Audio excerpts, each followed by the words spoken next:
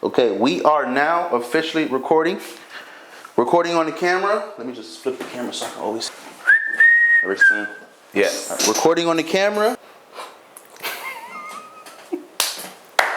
Okay, in 3, 2, 1. What's up, man? How you doing? I'm doing good, doing good. Okay, are we ready for this interview? Are you ready for this interview? Well, what do you mean? I thought I was interviewing you. Oh no, man. This is not what's happening today. We are interviewing you.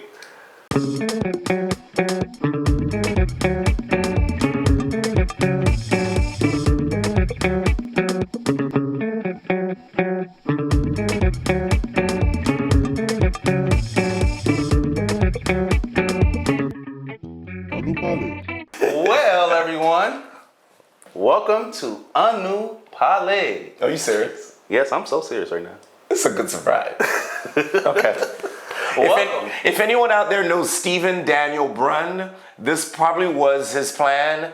We're gonna have to put a hit job on him or something. That was just a joke. Camera, bro. I know that was just a joke. Okay, because I know how people think about Haitians. Okay, it's just a joke. All right, no bunning for a week.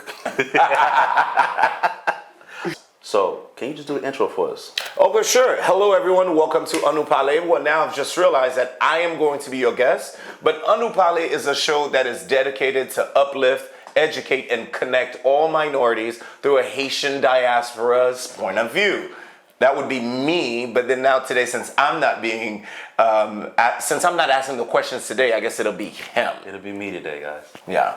All right. So, Richardson, we've been doing this for a while now. Yes, we have. And I love the way that you can connect with the guests. Mm-hmm. But we never really get to hear you speak. We never really get to hear who is our host, who is the guy that's interviewing everyone. And so my question to you is, are you a Haitian native? Yes, I am a Haitian native. And actually, now that I think about it, I think this is a great opportunity, honestly. You're right. I didn't tell anyone anything about me, but I'm asking everyone all the questions. Yeah. I am a Haitian native. I was born and raised in Haiti. My parents, we lived in Delma-Canada. We would live there. We lived in Fermat. We also live in Kinskoff and in St. Mark also. So, okay. Yeah. All right. And so what brought you to LA? Acting. Honestly, I was this little Haitian boy who didn't really know anything, and I didn't really have any resources, but I had like a dream, and an idea of this thing that I wanted to do, because going to school, in high school in America, you realize off of the arts, you can make money. Off of the arts, people pay attention to you. In Haiti, I didn't really think it was like that, you know what I mean? Like, you would see celebrities in Haiti, but you didn't think like, oh, they went to school for it, and there's a whole program, there's a whole setup, da-da-da. I didn't know any of that, so I had to just learn all of that from scratch, but acting brought me to school. I had a scholarship for the American Academy of Dramatic Arts in Los Angeles. I was like, congratulations. I have to go. Thank you so much. You know us Haitians, we are everywhere. Yeah. So, speaking of Haitians being everywhere, are you here alone or are you here with family? I've actually been here alone now for a whole lot of years, honestly. And how many family members or siblings do you have? I have, I'm the youngest. Wow, okay. I have an older sister and an older brother. So it's my brother, my sister, and then me. I'm the youngest and my two parents. Usually it's never the youngest that takes the daring move to just get away from everything. Yeah. So that right there goes to show, like, you definitely came from a good line. Because it shows if the youngest one is the one that's doing the big move and figuring it out, that means everybody else before him was daring. So that's really good. Thank you so much, sir. My next thing to you is now that you're coming to LA, and from my experience here in LA, I didn't really know that there was a Haitian community here in LA. So now I'm going to ask you, what is it like now that you're growing here in LA? Is there Haitians here to grow with you? Like, how does that work? Honestly, there are a lot of Haitians in LA. I think in LA, Haitians think of themselves as individuals, you know what I mean? Instead of the collective or whole of being Haitian. But once we get together, that we all share similar views, and we really want to help Haiti, want to help each other and just be positive. That has been my experience. But I think that through Moun Lakay with Bechir and Stephen, we've been able to really try to cultivate and bring the Haitian community together.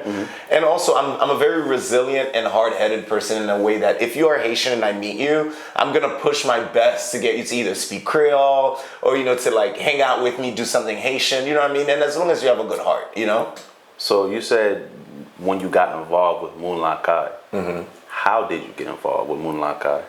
It's so funny. I'm one of those people, and my friends would probably hate me. It's hard for me to remember how I met someone. Okay. Because when I meet someone, what I think about them is their energy. So every time I see them, it's that same feeling. So, and I think that's what friendships are for me, especially Haitian friendships. It's about an energy and a feeling, Okay. But once that feeling is gone, you know what I mean? We can't be friends no more. We can't be friends We no just more? can't be friends. I mean, we can be acquaintances. Okay. So I would say the way that I met those guys was, actually, no, Stephen I met in an audition, and Bechir, I believe I met through Stephen. No, I met Stephen at an audition, and I met Bechir actually when I booked Claws, and I was filming in New Orleans, and I was telling some of my friends, oh yeah, I'm gonna shoot Claws, and they're like, oh my God, Bechir's on that show, you have to meet him. I can't believe you two Haitians haven't met, you guys should meet, so yeah, because Bechir's like the ambassador, you know what I mean? He's the Haitian ambassador of Los Angeles, if we had one, Yeah, I think so. Following. Richardson, you work with a few NGOs. Tell me about that experience. The NGOs that I work with, well, I work with my own personal nonprofit. Okay. It's called Project Elevate. We go to Haiti and we're changing Collège Concordia del Mac 89. We're changing it. What I would like to is to change it into the Harvard of Haiti. So we've gone on, we've done the bathrooms, we've done some of the classrooms. We have given scholarships to a lot of students, and what we're doing next right now is we want to build a clinic for the school so the kids can just have just primary care, like little questions that they have when they feel sick, they can check in. And also we want to open it up, the same clinic, we want to open up to the rest of the schools in the community. So our goal this year is to raise money to do that, and along with that we want to get solar panels on top of the school so we can have electricity all year round. Wow. Because with the kids having computers and needing information, we want them to have it available for them at any time. So after school, when they want to use like the library or they want to learn something, they build something, we're going to create these sort of programs for them, but we need electricity. So that's what I'm working on with Project Elevate right now. I do work with Travel and Give. A friend of mine, her name is Martine Harris. She's also an author, Haitian author. Okay. And I help her with that. They go to Kenya and Haiti and they help disabled people, people with speech impediments, just people that, have issues or concerns or things that, that they are working with in life that they need some guidance, and she's able to provide that normal people, I guess, well, I don't want to say normal people that are less aware, like you and me, of different people's circumstances that have speech issues that we wouldn't see. She goes there and she helps them, which I think is really great, and I get to learn more about it so I can be more sensitive around that topic. Okay. All right, that's great to hear, man. You are very involved. I try to be a little bit, yeah.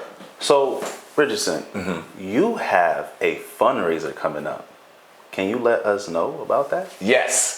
So, I am doing, or I should say, I am hosting a fundraiser at TOMTOM Bar and Lounge. Okay. Now, TOMTOM Bar and Lounge is not my bar and lounge, okay? It belongs to Lisa Vanderpump. I've worked for her forever, and I can't wait for us to have a great time that night. And it's going to be on October 11th from 6 to 10. We're going to have a silent auction. We're going to have a Haitian DJ. We're going to do some compa dancing. We'll be some teaching out there. You know what I mean? Because we want to show people the nuances of our culture.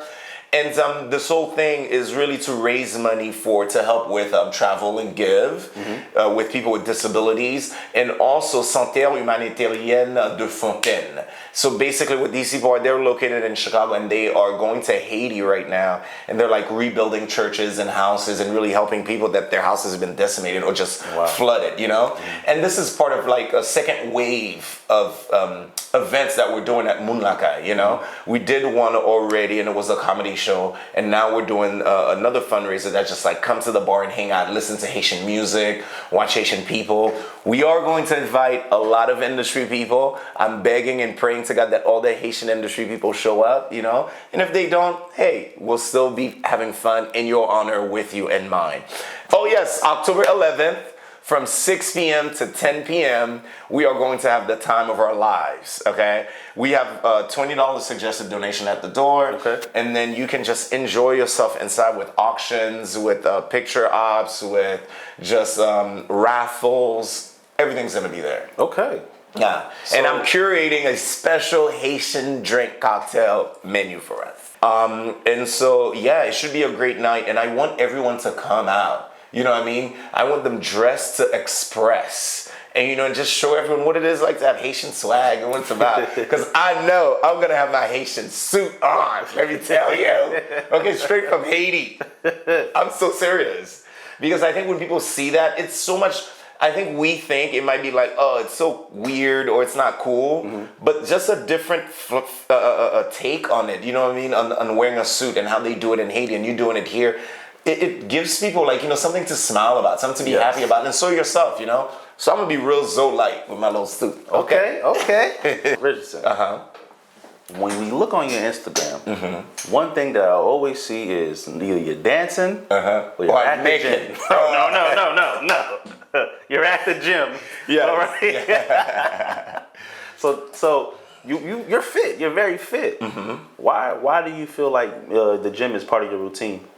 You know, growing up in Haiti, I was made fun a lot for my sensibilities. And it was always just a thing. And I believe when I came to America, I overcompensated for that. So when people would make fun of me, how can I say this? My sensibilities came off more so effeminate for some people, right? And I think it made me just like went the opposite way. Do you know what I mean? So I was just like, I gotta still represent the part of me that is masculine, I guess, or something like that. Because in my mind, I see us as we have different energies, you know? And it's hard to explain that to someone, or for me, I find I don't have the words to really describe that to people. And so in my own personal life, I've found other ways to represent all sides of myself in order to fit in. But the gym, honestly, it's just a reaction to me being made fun of as a kid and not being accepted. You know what I mean? So and then I started to, and then that happened. It gave me more confidence. And not just more confidence, it made me healthier too. Right. You know what I mean? And now it's become a way of life for me and a discipline per se. But I think that's where it came from. It came from out of this insecurity and being made fun of, being beat up in school. You know, it's the same thing. Kids are kids anywhere you go, you know? So that happened to me a lot. But now I can defend myself. So that's why I'm like, come on, step up. Okay, so the gym is your happy place. It is my happy place for sure. Okay, that's good to know. Now, I also know that you talk a lot about Vodou. Not voodoo, Vodou. Look at that. I am changing the world one Haitian at a time. Y'all have to understand.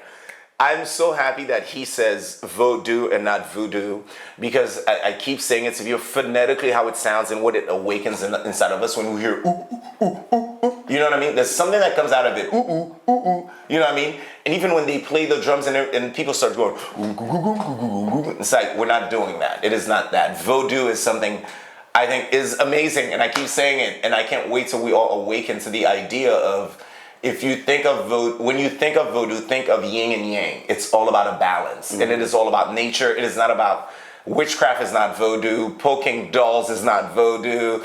And Vodou is from the Ewe and the Fon people, basically, and it means spirit or freed community. You know, O, the sound O is freed, and U is community. So freed community or freedom of community, and together it is a spirit, and it is the spirit of that. And these are stuff that I'm learning from people coming out of Africa. Do you know what I mean? That knows these words that came out of Africa and we brought it over into the Caribbeans. You know what I mean? Like even Wuga, you know what I mean? Or Boko, all those words, they exist in Africa. And I think that it's up to us Haitians to kind of learn about these things and see where they come from. Because the moment we learn where they come from and we see where Vodou started and all these people and we realize, oh wow, Hollywood, the Catholic Church, society, just the society and as a whole has, really just depicted into a thing where it's like almost like black people cannot have spirituality, where all we have is spirituality. Right. Vodou is all about spirituality. It's not about dirty killing and sacrifices. You know what I mean? If we had like an hour, I would like explain so much more to you because I love it. It's one of my favorite topics. And I keep telling people, and this is not a disclaimer to take away from it, I'm Buddhist. Do you know what I mean?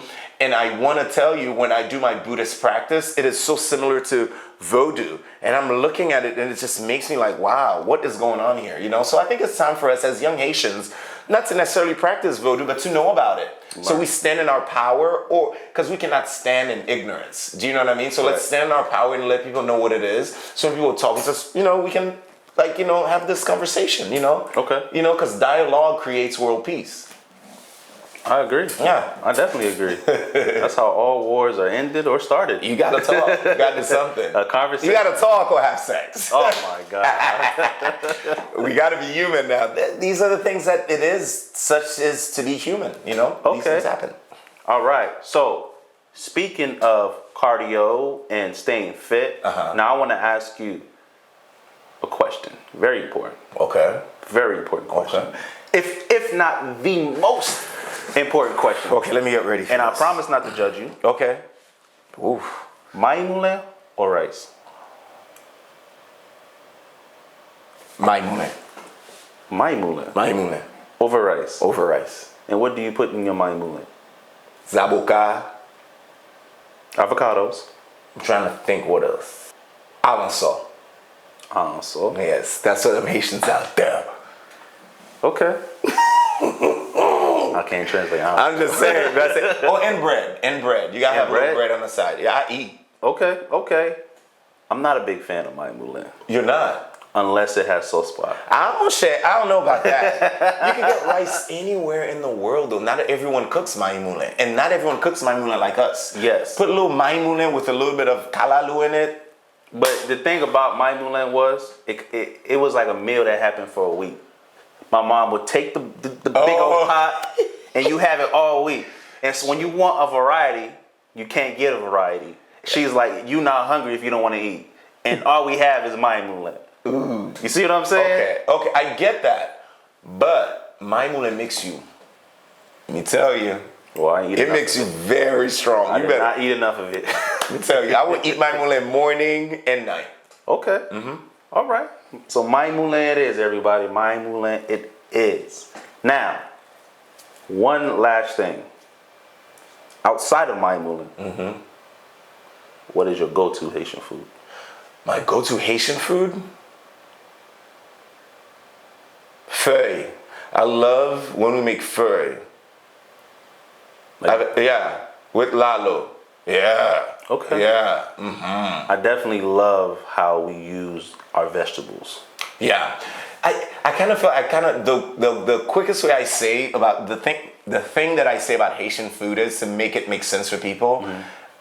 I say it's twice cooked. Yes. But it's not twice cooked, Yes. because you do like the blanchir first, kind of sometimes, or a little bit of boiling, and then you bake it, or a little bit of boiling, and then you fry it, and then you do. So there are many steps, you know what I mean? So I try to say to people, it's kind of like twice cooked, so it takes a long time. It's not twice cooked, it's just a saying now. So I think that's what it is, the preparation that we have going into it, and how much detail and care we put into our food, cleaning our food. Right, because when my mom, like how people say, oh, take the chicken out.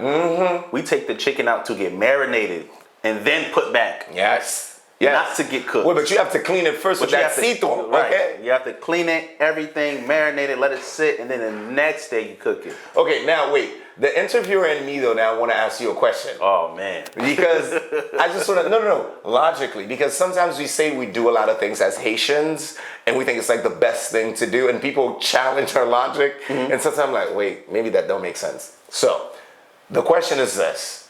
Do you think we clean our chicken with like a citron or lemon and all this stuff and salt and wash it? Is it because back then, or back then when you buy the meat from like a marchand or from a market, it's like out in the open, so you have to clean it? Because a friend of mine was saying, oh, that's the only reason you would have to clean it, because in America, you get it in the market, you just cook it. You don't have to clean it. I always clean my chicken. Yeah. Why do you think? Honestly, I don't have an answer to that. The only reason why I do is because I've seen my mother do it. Got it. That's it. I'm not questioning it. She cooks good food. I'm not going to question her logic. That's it. She doing it like this. I want it to turn out like that. That's how I'm going to do it. See, and this is the Haitian logic. You don't question your parents. They do it, you do it, and that's it. If you do question your parents, good luck. Good luck. That's it. But I definitely love the way she made it, so I'm just like, yeah, I'm just going to stick keep to it. Yeah, keep it's to the a recipe. That's it. Why don't we have that's it? Why don't our parents have recipe books? Because I think it's part of our nature. I think because everything is oral in like African, most African cultures, and it's more of that's when I cook. I say I cook with feeling. You know what I mean? Like, I think so. My American friends, they always ask me, so how long is it going to be in the oven for? An hour and a half? I said, no, I don't cook like that. I cook with feeling. But, they look at me, with feeling, you better not get it wrong with feelings.